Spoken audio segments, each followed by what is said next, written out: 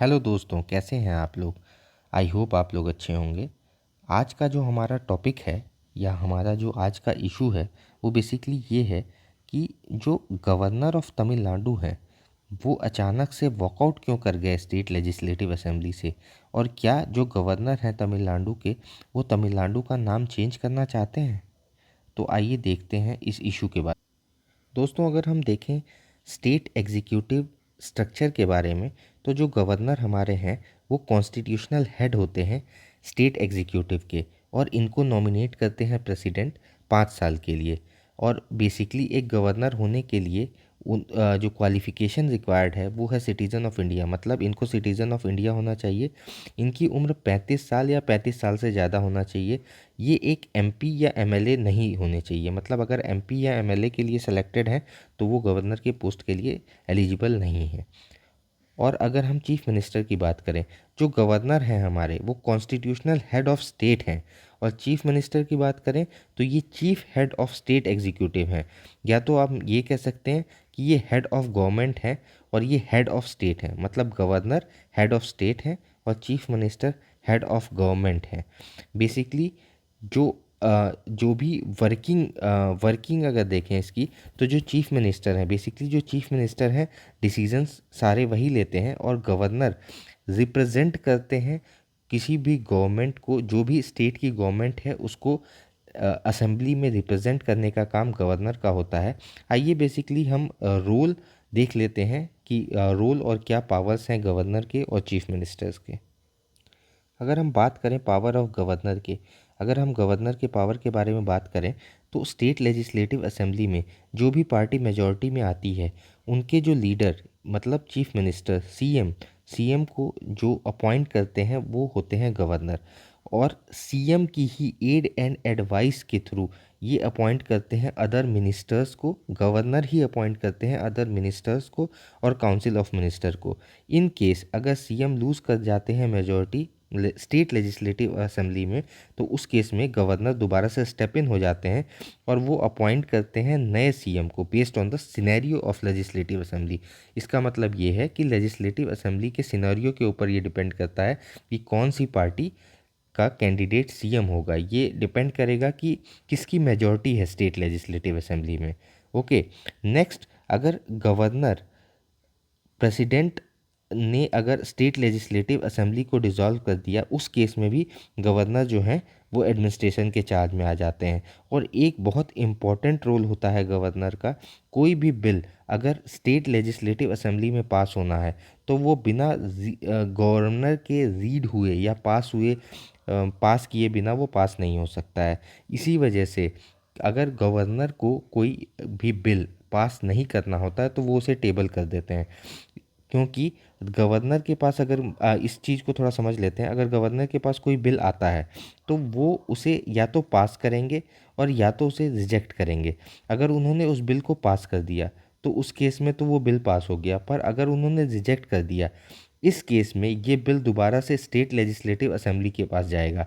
और state legislative assembly अगर जो भी गवर्नर के रिमार्क होंगे उसके बेसिस पे अगर कुछ चेंजेस करना चाहेगी तो चेंज करेगी। और इन केस अगर वो स्टेट लेजिस्लेटिव असेंबली उसमें कोई चेंज नहीं भी करती है और वो same bill as it is दोबारा गवर्नर के पास भेज देती है, उस केस में गवर्नर को अब वो बिल पास करना ही होगा, उनके पास कोई ऑप्शन नहीं होगा। तो इसलिए कई गवर्नर अगर उनको कोई बिल कोई बिल ऐसा लगता है जो नहीं करना चाहते हैं तो उसे वो टेबल कर देते हैं। ना वो उसे पास करते हैं ना रिजेक्ट करते हैं, क्योंकि अगर उन्होंने रिजेक्ट किया और स्टेट लेजिस्लेटिव असेंबली ने दोबारा वो बिल उनके पास भेज दिया तो अब वो बिल उनको पास करना ही होगा। आइए अब देख लेते हैं power of chief minister. Basically chief minister जो है वो हेड ऑफ गवर्नमेंट है स्टेट के केस में। स्टेट के हेड ऑफ गवर्नमेंट जो होते हैं वो चीफ मिनिस्टर होते हैं। यही डिसाइड करते हैं कौन से मिनिस्टर को कौन सा पोर्टफोलियो मिलेगा, कौन सा जो मिनिस्टर है कौन मिनिस्टर बनेगा और किसको कौन से पोर्टफोलियो में रखा जाएगा। ये चाहे तो उस मिनिस्टर का पोर्टफोलियो चेंज कर सकते हैं और चाहें तो किसी मिनिस्टर को नल कर सकते हैं, मतलब उसको कोई पोर्टफोलियो ना दे, ये भी वो कर सकते हैं। बेसिकली ये पावर होती है चीफ मिनिस्टर की। मेन जो डिफरेंस है वो ये है कि जो गवर्नर है वो स्टेट में रिप्रेजेंट करता है उस गवर्नमेंट को, मतलब वो सिर्फ रिप्रेजेंट करता है गवर्नमेंट को। और जो चीफ मिनिस्टर हैं वो हेड ऑफ स्टेट होते हैं। आइए अब समझ लेते हैं क्या है बेसिकली इशू। 9 जनवरी 2023 मंडे को एक कन्फ्रंटेशन हुआ तमिलनाडु लेजिस्लेटिव असेंबली और गवर्नर के बीच में। बेसिकली इस कन्फ्रंटेशन को समझने से पहले हम थोड़ा सा जो हमारा बेसिक स्ट्रक्चर है, जो हमारा पार्लियामेंट्री स्ट्रक्चर है, उसको समझ लेते। जैसा कि आप सभी जानते हैं कि जो हमारा जो डेमोक्रेसी है वो parliamentary democracy of British style है। इसके अकॉर्डिंग जो गवर्नर बेसिकली, इसके अकॉर्डिंग अगर हम देखें, वन सेकेंड, अगर हम इसके अकॉर्डिंग देखें तो गवर्नर और मोनार्क जो होते हैं वो रूल नहीं करते हैं, वो अकॉर्डिंग टू जो क्राउन है, जो भी क्राउन के डिसीजंस होते थे। बेसिकली जो क्राउन होते थे वो ब्रिटेन में होते थे और इनके जो गवर्नर होते थे ये इंडिया में होते थे। गवर्नर कह लें या मोनार्क कह लें। और जो जो भी क्राउन के जो भी क्राउन के जो रूल्स होते थे वो सारे रिप्रेजेंट कौन करता था, यहाँ गवर्नर करता था। तो बेसिकली जो गवर्नर होता था वो क्राउन को रिप्रेजेंट करता था इंडिया में। तो वही सिस्टम अभी भी चलता आ रहा है। और इसीलिए कहा जाता है कि जो गवर्नर है बेसिक वो रिप्रेजेंट करता है गवर्नमेंट को। He is not the government, he is just the representing government. Okay. तो अगर हम देखें सुप्रीम कोर्ट का जो वर्डिक्ट है उसमें अगर हम देखें Shamsher Singh versus state of Punjab 1974 में, इसमें सुप्रीम कोर्ट ने डिक्लेयर किया है कि जो गवर्नर और प्रेसिडेंट ऑफ इंडिया हैं ये बेसिकली नॉमिनल हेड हैं और ये हमेशा कहेंगे ऑलवेज से माई गवर्नमेंट, मतलब ये गवर्नमेंट को रिप्रेजेंट कर रहे हैं, है ना। ये बेसिकली हेड नहीं है गवर्नमेंट के, ये जस्ट रिप्रेजेंट कर रहे हैं गवर्नमेंट को। ये पॉइंट समझना बहुत ज़रूरी है। हमारे कॉन्स्टिट्यूशन में बेसिकली दो चीज़ें होती हैं। एक पहली जो है वो ये है कि एक होता है लॉ और एक होता है कन्वेंशन, है ना। अगर हम लॉ की बात करें तो लॉ रिटन होता है और कन्वेंशन रिटन नहीं है, ये एक मान्यता के आधार पे चलता है। तो उसी कन्वेंशन के अंदर गवर्नर की जो स्पीच होती है जब भी कोई गवर्नमेंट नई फॉर्म होती है या नए साल का जो फर्स्ट सेशन होता है उसमें गवर्नर और प्रेसिडेंट क्या कर गवर्नर जो होते हैं वो एक जो स्टार्ट ऑफ द सेशन जब होता है तो गवर्नर स्पीच देते हैं। और ये जो स्पीच ये देते हैं ये बेसिकली इनको प्रोवाइड करता है स्टेट लेजिस्लेटिव असेंबली। मतलब जो चीफ मिनिस्टर हैं वो अपने गवर्नमेंट के बारे में उन्होंने क्या क्या चीज़ें किया अभी तक, उन्होंने क्या इम्प्लीमेंट किया, वो क्या इम्प्लीमेंट करेंगे, उनकी गवर्नमेंट की जो भी पॉजिटिव चीज़ें होती हैं वो देते हैं अपने रिप्रेजेंटेटिव को, गवर्नर को। और वो इस स्पीच को मतलब जो भी वो स्पीच में लिखा रहता है उसको बेसिकली उनको रीड आउट करना होता है, वो बेसिकली उसको रीड आउट करते हैं। आइए अब देख लेते हैं कि इशू क्या है, बेसिकली इशू है क्या। बेसिकली जो इशू के बारे में अगर बात करें तो 9 जनवरी 2023 को कन्फ्रंटेशन हुआ तमिलनाडु असेंबली में गवर्नर और जो स्टेट लेजिस्लेटिव असेंबली थी इसके बीच में। स्टेट गवर्नर जो थे वो वॉकआउट कर जाते हैं लेजिस्लेटिव असेंबली से एज अ प्रोटेस्ट, है ना। बेसिकली हुआ क्या है कि जो मैंने अभी बताया कि एज अ कन्वेंशन उनको जो भी स्पीच जो भी रूलिंग पार्टी ने दी थी वो उन्हें पढ़ना था। पर रवि ने क्या किया, जो रवि जी हैं जो गवर्नर हैं, उन्होंने कुछ पोर्शन जो थे उसको ओमिट कर दिए, मतलब कुछ पोर्शन उन्होंने नहीं पढ़ा। और कुछ सबसे पहले उन्होंने क्या किया, बेसिकली गवर्नर जो हैं हमारे तमिलनाडु के, वो उनका जो पूरा नाम है वो रविंद्र नारायण रवि है। वो एक रिटायर्ड आईपीएस ऑफिसर हैं केरला कैडर के, है ना। तो सबसे पहले तो इन्होंने आए और इन्होंने ग्रीटिंग्स दिया, हैप्पी न्यू ईयर, मतलब न्यू ईयर्स की ग्रीटिंग दिया। और जो पोंगल फेस्टिवल होता है उसके लिए ग्रीटिंग्स दिया। और इन्होंने अपना जो भी स्पीच था वो स्टार्ट किया। पर स्पीच में इन्होंने पढ़ते हुए जो स्टेट गवर्नमेंट ने जो स्पीच दिया था उस स्पीच में से कुछ पॉइंट्स उन्होंने नहीं पढ़े। ये जो पॉइंट्स हैं मैं आपको बता देता हूँ कि ये कौन कौन से पॉइंट्स हैं। एक बार इसे देख लेते हैं फिर आगे देखते हैं इशू क्या है। तो इन्होंने ये पॉइंट्स नहीं पढ़े। जो पहला पॉइंट इसमें से है वो है जो 12th पॉइंट है। 12th पॉइंट इन्होंने नहीं पढ़ा, जिसमें स्टेट गवर्नमेंट ने ये कहा था कि जो गवर्नमेंट है उसकी हाईएस्ट प्रायोरिटी है लॉ को मेंटेन करना स्टेट के अंदर, है ना। और स्टेट के अंदर जो भी लॉ है उसको मेंटेन करना, जिससे जो वायलेंस है वहाँ बहुत कम हो जाए, ये जो स्टेट गवर्नमेंट है वहाँ की उसकी फर्स्ट प्रायोरिटी है। ये 12th पॉइंट था, इसको इन्होंने ओमिट कर दिया। फिर रवि जी ने 64th पॉइंट को भी ओमिट कर दिया, जिसमें गवर्नमेंट कहती है कि सिंस 2021, मतलब 2021 से जब से वो पावर में आए हैं, तब से जो हैवी फ्लड और रेन्स की वजह से जो जो जनरल लाइफ है वो डिस्टर्ब होती थी, डिज़ास्टर, इनको इन्होंने बड़े अच्छे से मैनेज किया है। और जो स्टेट इकोनॉमी कोविड की वजह से या किसी और रीज़न की वजह से जो स्टेट इकोनॉमी बहुत अच्छी नहीं चल रही थी, इसको भी इन्होंने बहुत अभी रेगुलराइज कर दिया और बहुत मतलब प्रॉपरली अब चल रही है ना। और इनके यहाँ जो भी लॉ एंड ऑर्डर हैं वो मेंटेन है।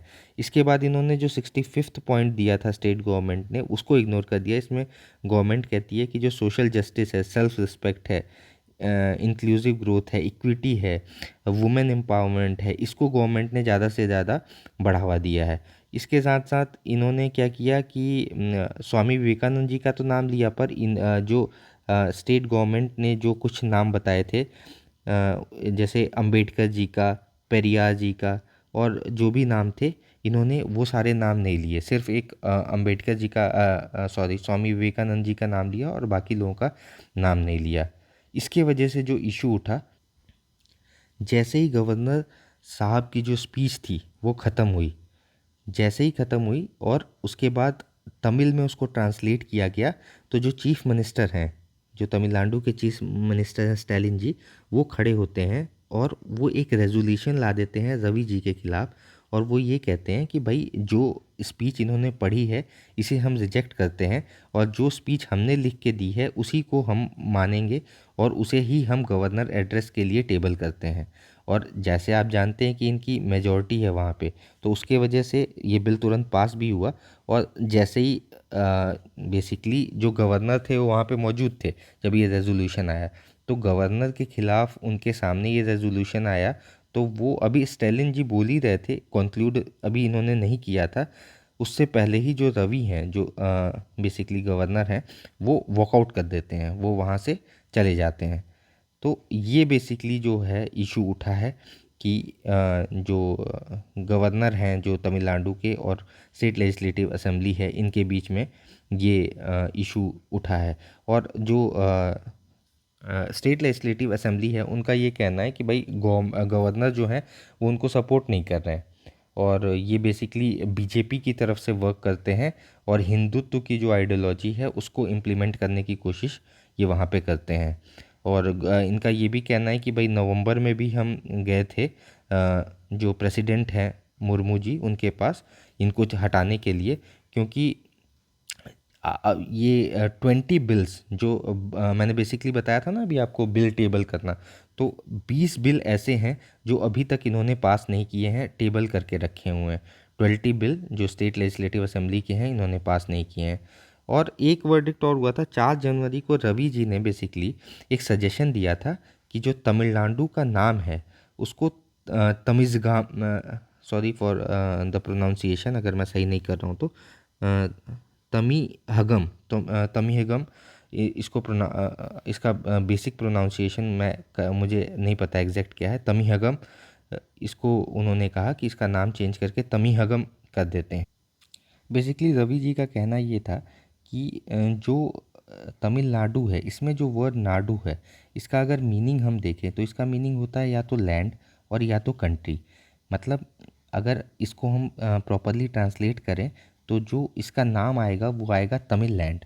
तो उनका ये कहना है कि जो तमिल लैंड है इसके वजह से एक यूनिटी नहीं आती है। और अगर हम इसको तमिहगम तमिहगम अगर हम इसको कर दें, चेंज कर दें, बेसिकली ये एक सजेशन इन्होंने दिया था कि इसका नाम अगर हम चेंज करके तमिहगम कर दें, इस वर्ड को तमिल कम भी प्रोनाउंस किया जाता है बेसिकली। और इसका मतलब है, जो तमिहगम का जो बेसिकली मतलब है वो ये है कि जो अ, तमिल पीपल हैं, जो होम ऑफ तमिल, बेसिकली जो इसका अगर ट्रांसलेशन करें तो उसका मतलब जो मीनिंग आएगा वो आएगा होम ऑफ तमिल। मतलब अगर ज्योग्राफिकल रीज़न देखें हम तो उसके अकॉर्डिंग जो तमिलनाडु है, केरला है, लक्षद्वीप, पुडुचेरी और साउथ के जो एरिया आंध्र प्रदेश एंड कर्नाटका, इसमें जो तमिल पीपल है ना, उनका जो होम, तो वो बेसिकली ये कहना चाह रहे थे कि होम ऑफ तमिल से एक यूनिटी आएगी, और अगर हम तमिलनाडु को चेंज करके तमिहगम कर दें तो इससे यूनिटी ज़्यादा आएगी। और मतलब उनका ये कहना था कि हम इस नाम को चेंज कर सकते हैं, उनका एक सजेशन था ये। बट क्वेश्चन अब अराइज ये होता है कि someone who has taken the oath to preserve, protect and defend the constitution and should go by the spirit of constitution, क्या उनको ऐसा करना चाहिए था कि मतलब स्टेट असेंबली में राष्ट्रगान भी नहीं हुआ, नेशनल एंथम नहीं हुआ था, उसके पहले वो उठ के चले गए, क्या ये चीज़ सही थी? ये क्वेश्चन अराइज होता है, क्या उनको ऐसे उठ के चले जाना चाहिए था? बेसिकली जो जब राष्ट्रगान होता है उसके बाद आप जा सकते हैं, राष्ट्रगान से पहले आप उठ के नहीं जा सकते हैं। लेकिन ये जो रवि जी हैं, ये राष्ट्रगान से पहले ही उठ के चले गए वहाँ से। और बेसिकली अगर इनकी तरफ से कहा जाए या हम ये कहें, इनकी तरफ से कोई ऑफिशियल स्टेटमेंट तो नहीं है, पर अगर हम ये कहें कि जो सपोर्टर्स हैं गवर्नर के, उनकी तरफ से अगर कहा जाए तो वो ये कह रहे हैं कि जैसे ही रवि जी ने अपनी स्पीच स्टार्ट की तो जो डीएमके के एमएलएज हैं वो शाउट करने लग गए बेसिकली। और शाउट में वो ये कहने लग गए, long live Tamil Nadu, our land is Tamil Nadu. Basically जो 4 जनवरी को इन्होंने तमिलनाडु का नाम चेंज करने के लिए कहा था, हो सकता है ये उसके वजह से इशू उठा हो, तो ये ऐसे स्लोगन लेके बोलने लग गए। और ये अभी स्पीच दे रहे थे, जो रवि जी हैं ये स्पीच दे रहे थे, पर उनके सामने ये long live Tamil Nadu, our land is Tamil Nadu ऐसे करके स्लोगन्स बोलने लग गए। तो इसके एक कहा जा रहा है ये कि भाई क्या ये चीज़ कॉन्स्टिट्यूशनली सही है कि एक गवर्नर बोल रहा है, आप उसके सामने जो स्लोगन्स हैं वो बोल रहे हैं। दूसरा कहना ये है कि रवि जी वहाँ से बेसिकली क्वेश्चन ये अराइज हो रहा है कि भाई जब आपको दिया गया था स्पीच पढ़ने के लिए तो आपने वो स्पीच क्यों नहीं पढ़ी? तो रवि जी के जो सपोर्टर्स हैं उनका कहना ये है कि जो टेक्स्ट दिए गए थे वो डीएमके ने अपनी तरफ से दिया था और उसमें कई चीज़ें ऐसी थी जो सही नहीं थी, तो इसलिए रवि जी को वो एथिकली सही नहीं लगा, तो इसलिए उन्होंने नहीं पढ़ा। पर अगर हम कॉन्स्टिट्यूशन के अकॉर्डिंग देखें या कन्वेंशन के अकॉर्डिंग देखें तो जो भी गवर्नर को स्टेट लेजिस्लेचर ने जो भी दिया है लिख के कि आपको ये पढ़ना है, तो उन्हें वो चीज़ एज़ इट इज़ पढ़ना है, उसमें से कोई लेटर वो ओमिट नहीं कर सकते, कोई लेटर वो चेंज नहीं कर सकते। उनको वो लेटर एज जो भी रिटन है वो एज़ इट इज़ पढ़ना है, क्योंकि बेसिकली वो रिप्रेजेंट कर रहे हैं गवर्नमेंट को, है ना। जो भी गवर्नमेंट अपना लिख के दे रही है वो उसे एज़ इट इज़ पढ़ेंगे वहाँ पे, और उसके बाद जो भी इशू होगा वो अपोजिशन अपोज करेगा, या वो मतलब बताएगा कि भाई ये चीज़ सही नहीं है, आपने ये चीज़ बोला, ये चीज़ सही नहीं है। तो बेसिकली अगर देखा जाए तो अब वो आप लोग डिसाइड करेंगे कि क्या सही है इसमें, कॉन्स्टिट्यूशन के अकॉर्डिंग गवर्नर सही है या उनका वहाँ से चले जाना सही है, ये बेसिकली आप लोग डिसाइड करें। और क्वेश्चन जो है वो मैं बता देता हूँ, इससे रिलेटेड जो इस टॉपिक से रिलेटेड हमारे क्वेश्चंस हैं वो हम एक बार देख लेते हैं। पहला जो क्वेश्चन है, why there is a constant confrontation between governor of state and CM of state. Basically अगर हम देखें तो हर एक स्टेट में जहाँ भी गवर्नर हैं या लेफ्टिनेंट गवर्नर हैं, ये इशू अराइज हो रहे हैं कि भाई गवर्नर का क्या जो रोल है वो क्या है, या सीएम का क्या रोल है ना। और कभी गवर्नर अपने जो रोल है उसकी लाइन को क्रॉस कर जा रहे हैं, कभी सीएम लाइन को क्रॉस कर जा रहे हैं। तो इसके बारे में आप लिख सकते हैं कि why there is a constant confrontation between governor of state and CM of state. दूसरा क्वेश्चन है, do we need office of governor, क्या हमें ऑफिस ऑफ गवर्नर की रिक्वायरमेंट है या इसकी रिक्वायरमेंट ही नहीं है। जो थर्ड क्वेश्चन आपको लिखना है वो है, a governor should be discharging his her duty in accordance with the spirit of the constitution, not just be an agent of the centre. Discuss the statement in the light of role of governor in the Indian polity. Basically governors के ऊपर ये मतलब allegation लगता है कि governor जो हैं वो सेंटर से सेंट्रिक होते हैं, मतलब सेंटर से उनका लगाव ज़्यादा होता है। बेसिकली उनका जो अपॉइंटमेंट होता है वो सेंटर के थ्रू होता है, तो ये एलिगेशन उन पे हमेशा लगता है कि सेंटर सेंट्रिक रहते हैं। तो क्या उनको सेंटर सेंट्रिक होके as a agent of governor काम करना चाहिए या individually with the spirit of constitution काम करना चाहिए? तो बेसिकली आप लोग ये क्वेश्चंस अटेम्प्ट करिएगा और इससे रिलेटेड जो भी डाउट हो आप कमेंट सेक्शन में पूछ सकते हैं, और ऐसे ही इशू हम लाते रहेंगे लगातार। तो आप इस चैनल को सब्सक्राइब कर लीजिए, और अगर ये वीडियो अच्छी लगी तो आप इसे लाइक ज़रूर करिएगा और अपने सजेशंस दीजिएगा। Thank you.